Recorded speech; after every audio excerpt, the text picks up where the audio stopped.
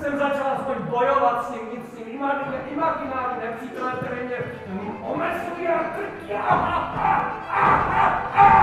Co pak jsem zabil nějakou bábu, teď já jsem celý zabil. Na cenu dál.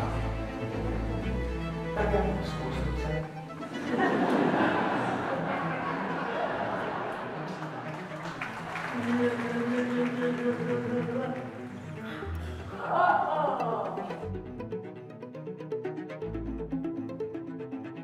Bydleli jsme v Londýně ve stejné čtvrti.